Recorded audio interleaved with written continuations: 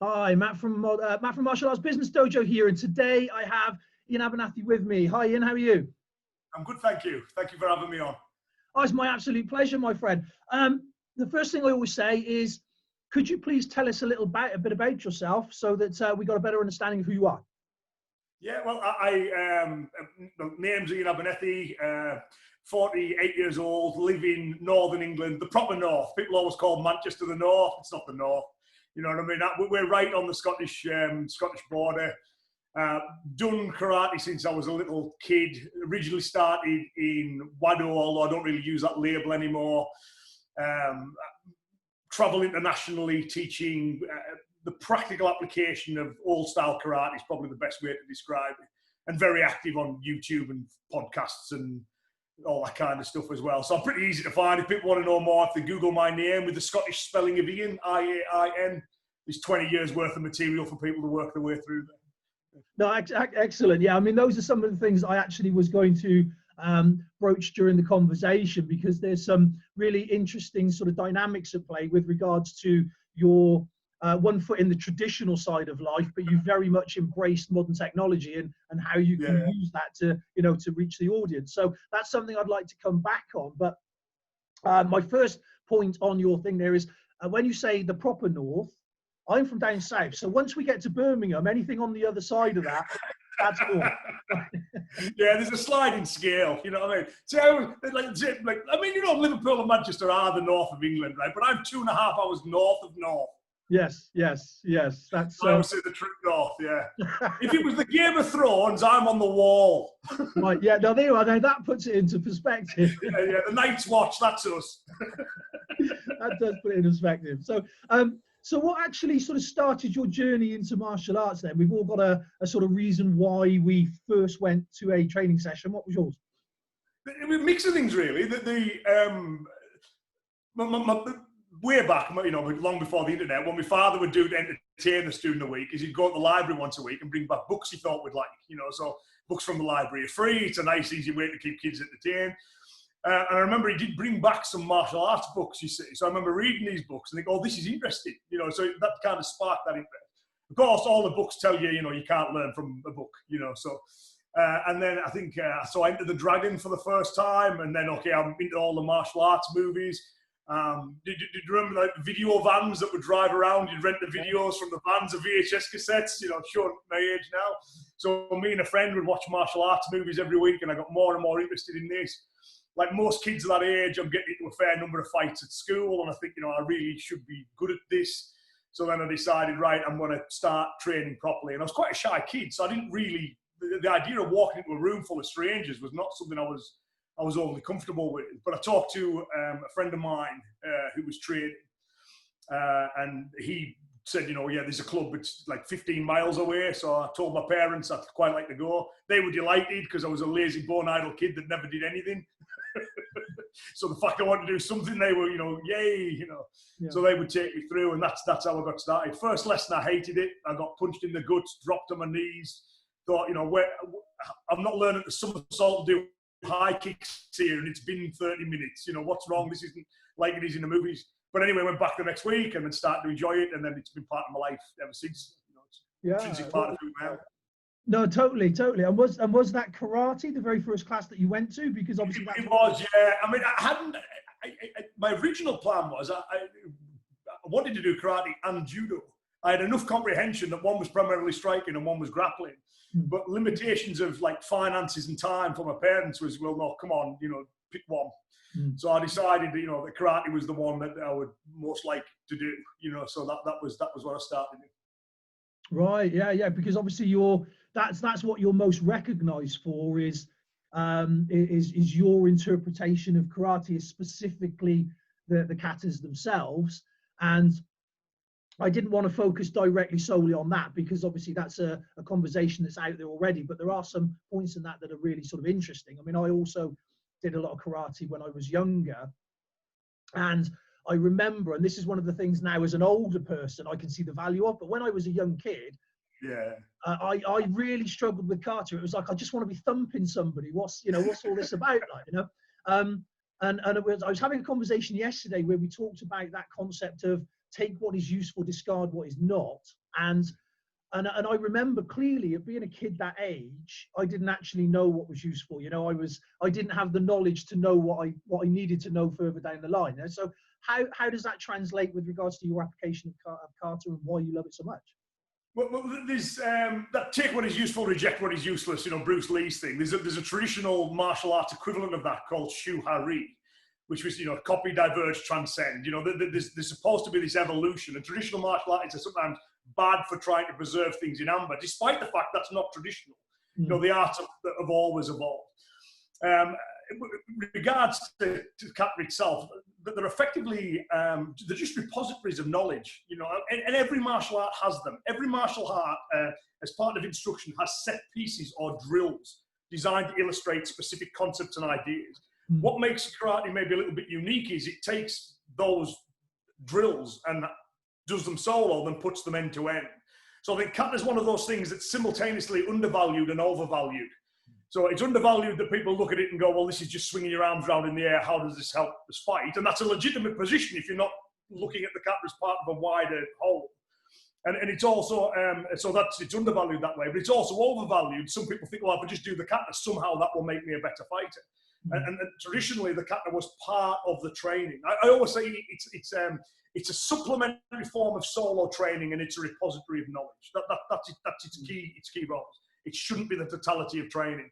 So you should take those drills, drill them with a person, work on ways of adapting them, understand the combative principles of play, give them live free rein. But it's just like, you know, if you go to a boxing gym and there's a jab cross, that's a kata. That's a two-move kata. They're giving you a set piece. And then, of course, you learn to use it in different ways, advancing, retreating in various combinations, offensively, defensively. The kata's exactly the same. So it can be very valuable or useless depending on how it's approached.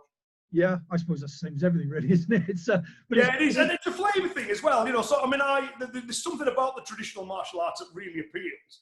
It's like all of us. We know that, like with diet, we know we need to eat a good, balanced, nutritional diet. But the choice of foods you make to achieve that, that's up to you. So I know some people, you know, the preferences are more modern systems. Some people more traditional systems. I don't think it really matters, because the key thing is that you find something you enjoy. Because if you enjoy it, you'll keep doing it, and you'll get good at it. So for me, although I'm a great respecter of the more modern martial arts that don't have that sense of depth and history, the combatively is not important, but it's important to me for the feel of the art. I like feeling part of that tradition. It's the kata is a good vehicle for me.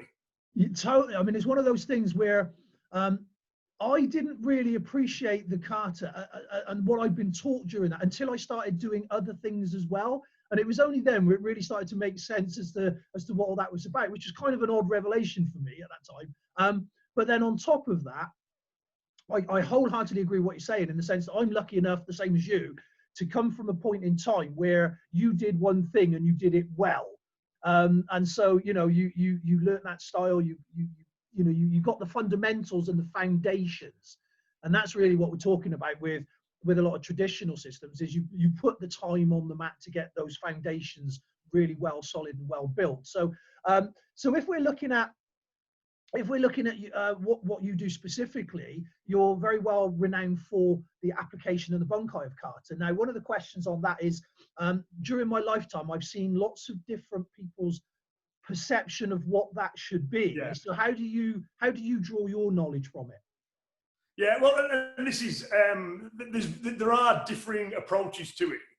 Some that I regard as useless, some that are semi-useless, some that are good. You know, it depends on how it's done. But I have three key tests really for me when someone's looking at. So I always liken it to science. So if you've got like a scientific theory, science never says this is definitely how things work. You know, what they say is this theory can explain everything we observe, and it can make meaningful, accurate predictions. So therefore, that theory is valid. And you can have competing theories that are still both valid, because they still explain everything and they can still make accurate predictions. So when it comes to kata, I have a similar view that anyone's approach to kata must explain everything and it must work.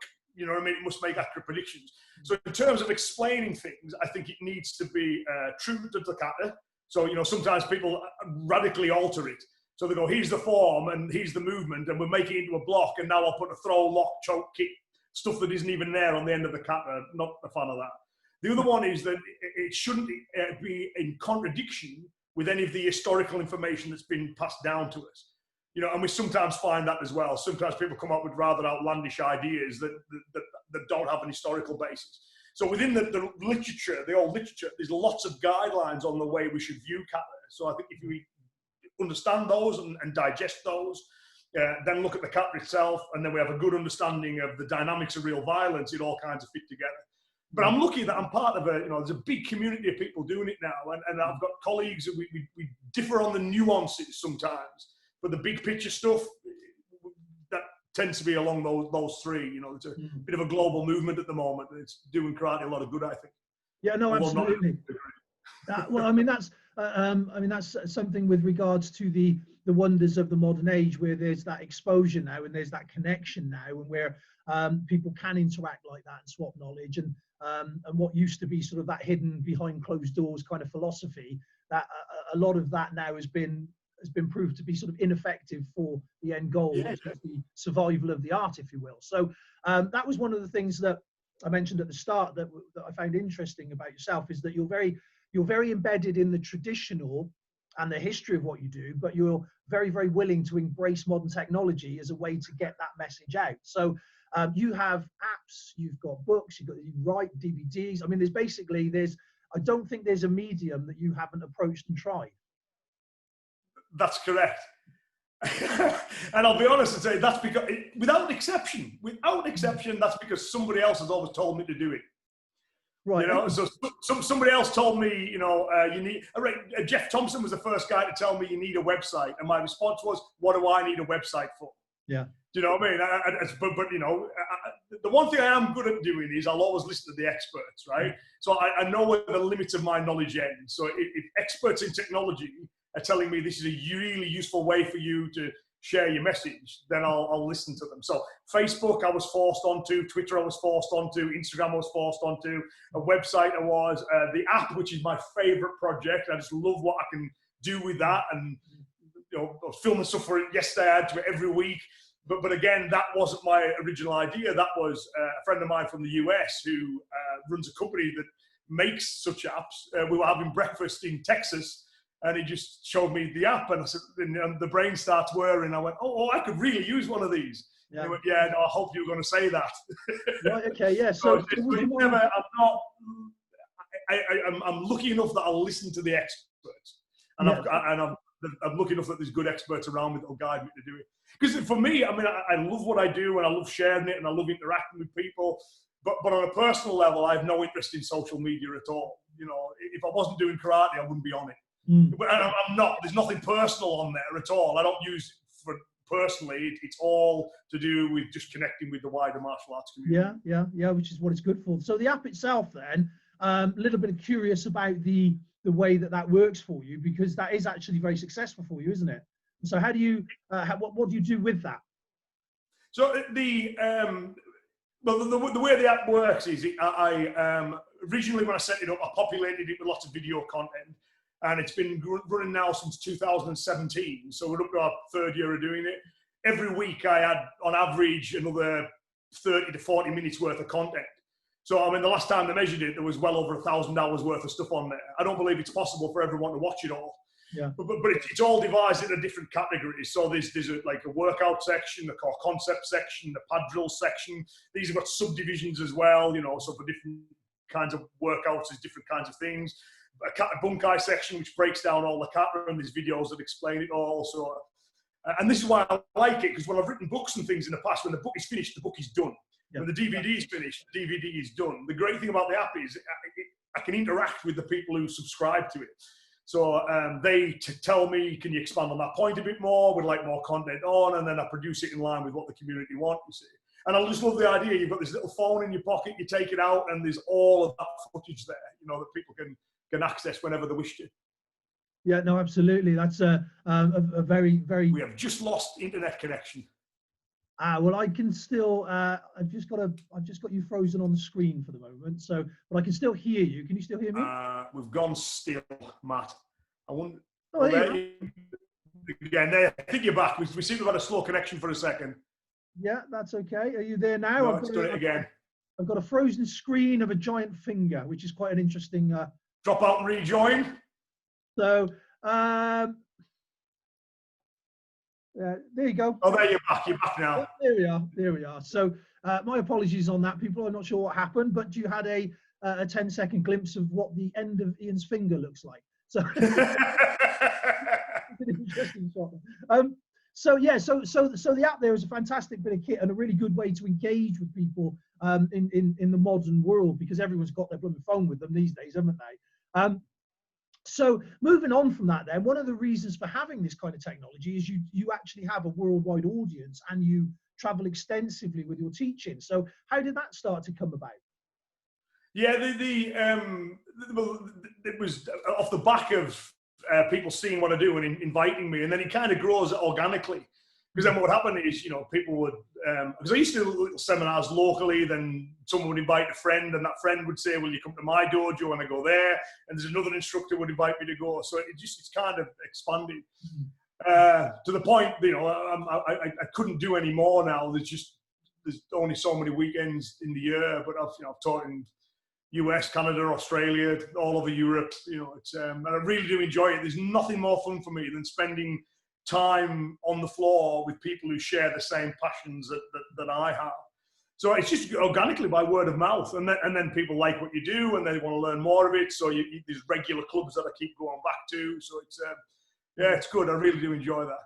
Yeah, and is the interpretation of karate as a whole similar across the world? Because one of the things that is a common debate is the need for the terminology. I mean, do we need to give everything a Japanese name? So, so as an example, when a student first walks into a traditional dojo, they get told this is a maigiri, but then they also get told it's a front kick. So I have to explain it's a front kick to explain a maigiri. And so it kind of makes the terminology redundant. But the argument for that is that means you can travel anywhere in the world and it's the same. So is that how you view that? The terminology definitely helps. I mean, I'm lucky in that, like most Englishmen, I speak English and that's it, right? But I'm lucky that the rest of the world is not as lazy as we are, and the vast majority of them are multilingual and therefore can speak English. They've just got to get past the Cumbrian accent and then we're good. But I have found when teaching overseas, sometimes I can be working one-on-one with someone who doesn't speak the same language as me, and you can mimic and move things so much, but sometimes just that common Japanese terminology can be really useful. So if somebody was just working, and especially in this age where we're talking with people internationally, if you're on forums and Facebook and all that kind of stuff, and you're interacting with people, I think some knowledge of the terminology can be useful, but it's not vital. I always say no one ever want to fight with terminology, right? Whether you call it a maigiri or a front kick, it's going to be just as hard when it makes contact. So I've kept the Japanese terminology, but I try and keep it as basic as I can, because sometimes people use these, what to Western ears can seem very unusual or esoteric terms that don't really make sense. So, for example, you could talk about, you need to be in a state of mushin, you need to have a flowing mind, and it seems very esoteric to people. But if you just tell people, be in the zone, don't get distracted, they go, oh yeah, I get that, I know what you mean by that. So sometimes I think those Western equivalents are more useful. Well, that's actually quite interesting, because one of the Eastern way of thinking is not the same as the Western way of thinking. I mean, that's a very generic way of putting that, but and that's quite a hard thing to overcome sometimes. But then, what do you think about the rationale that to fully understand the system, you have to understand the history, the people, and the place? And so some people immerse themselves totally in trying to get behind the culture of it all. Do you think that helps with understanding? It can, but it depends on what your objectives are, I think. So for some people train because they really like the culture. So you can go into some places in England, you can go step into a dojo and it's like you've stepped into Japan. It's suddenly a slice of Japan. And I get that people really like that. Now, when I visited Japan, I have never felt more alien anywhere else in the world, right? So I loved it and it was great, but it was very different. So you go to America, their culture's a bit different from ours, but there's recognizable points. Norway and Germany and everything, they're all a little bit different, but there's a lot of commonality. You go to Japan, okay, this place is radically different from where I come from. I understand for some people, that makes it fascinating and interesting, and they want to fully immerse themselves in it. I don't really do that, though. I do have a great deal of interest in it, and I have a deal of respect for it, but I don't feel a need to recreate it. So my thing is, I am definitely doing a Western version of karate in the way that we practice it and the way that we do it. And to me, that again is traditional. With a flippant statement, I can say I'm doing a Western version of a Japanese version of an Okinawan version of a Chinese art. That's effectively what we're doing. Because every time it's moved location, it's adapted to the culture. So things that we regard as traditional now, like the belts and the suits, they're pretty new. They're pretty new. They happened, 1930s when karate, 1920s, 1930s when karate hits Japan. Before that, nobody did that. Yeah. So I'm okay with adopting Western training methods and a little bit of Western culture. For my guys, we don't do the kneeling, bowing. We don't do the meditation at the start, all those kind of things. We don't have a little shrine at the head end and stuff because it's not our culture. It would feel alien and uncomfortable to them. But I get for other people, that's part of the reason they want to train, and that's fine. But for us, we kind of have we will tap gloves rather than long drawn. We give each other a little nod, and then we'll tap gloves and we'll fight. So we'll show respect in a Western way, as well as our pseudo-Japanese way as well.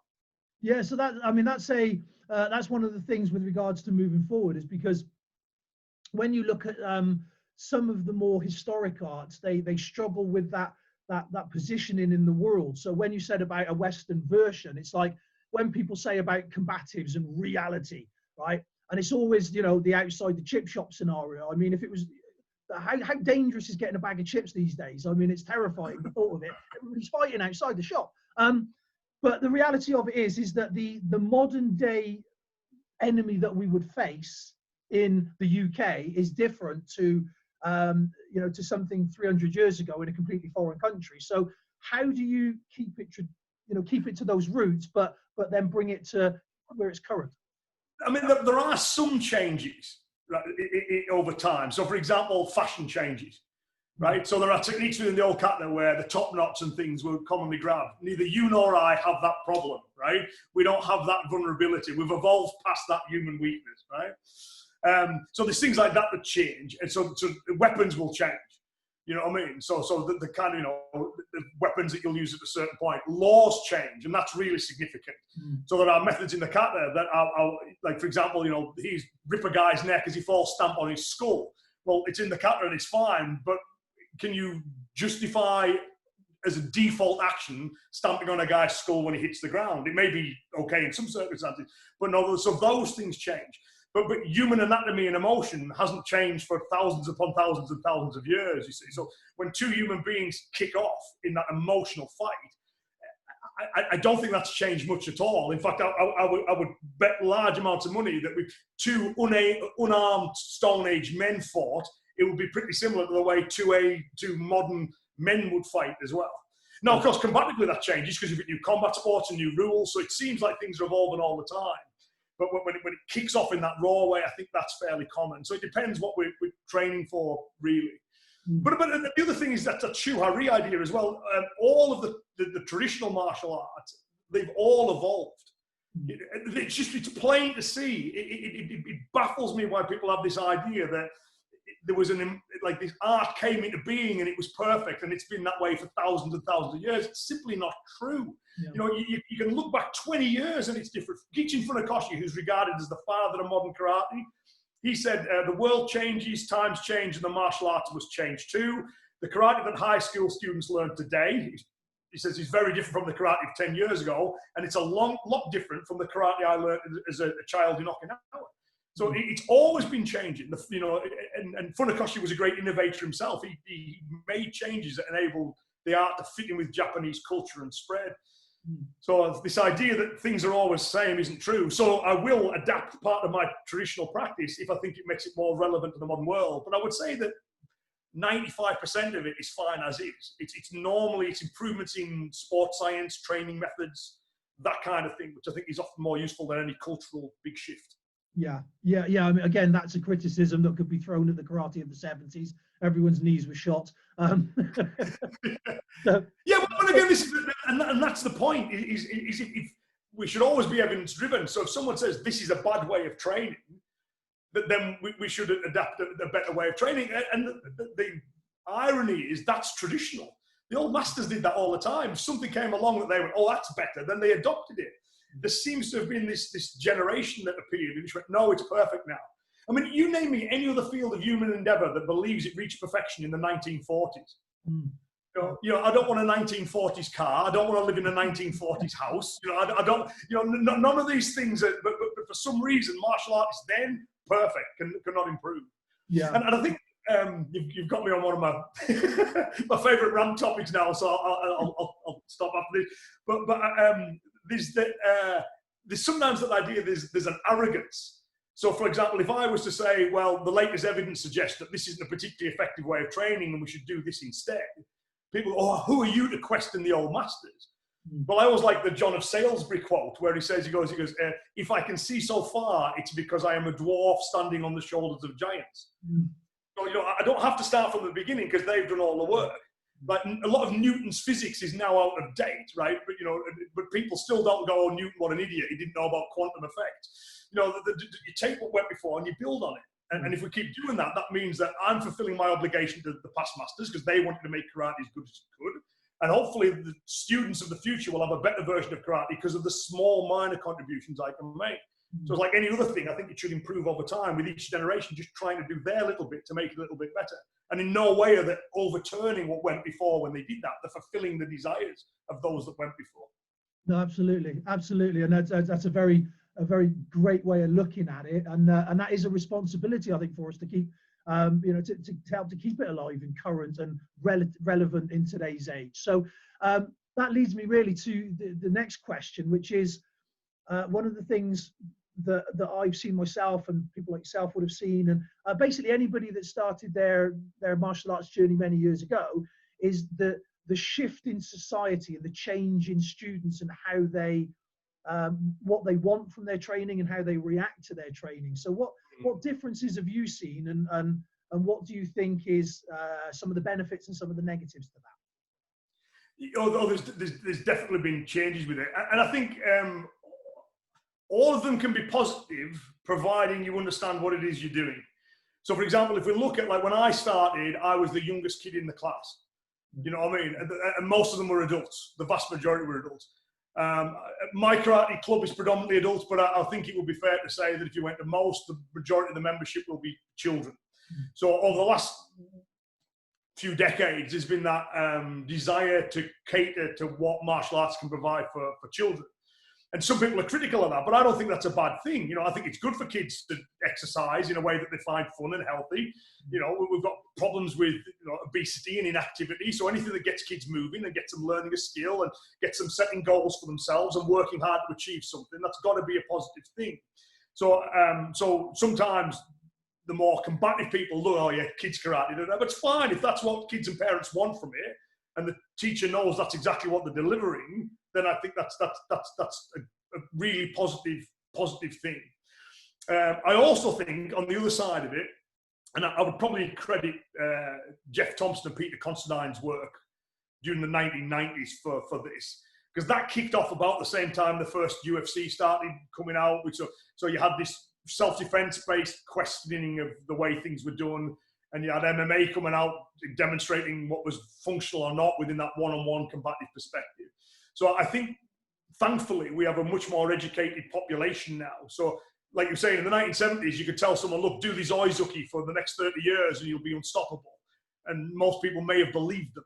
Whereas now, thankfully, I think we've got a more educated audience who come to the martial arts with a very clear idea of what they want and what they don't want. And I think that so long as people are open about what they're providing, like, for example, I've got a friend who teaches kata, and she's very clear she does it just for the art and the love of it. So if people go to her and they say, how do I use this in a fight? She goes, I don't care about that. I just like the movement. I like the art of it. I like the artistic expression of it. That's what she teaches. That's what students go to her for. Perfect. You know what I mean? If you want self-defense, go to a club that teaches that. If you want sport, go to a club that teaches that. I think the only problems tend to be is when people start to mix up, and you see it all the time. People teach combat sports as self-defense, traditional arts as self-defense. Yeah, it all gets a bit muddled up, I think. But so long as you're clear on your objective and the students are clear on the objective and everyone knows what they're training for and what the goal is, I think that we probably live in one of the best times for martial arts ever. Yeah. There's so much information flowing back and forth. It can't have been a better time. There hasn't been a better time, I don't think, to practice them. They're in a very healthy state.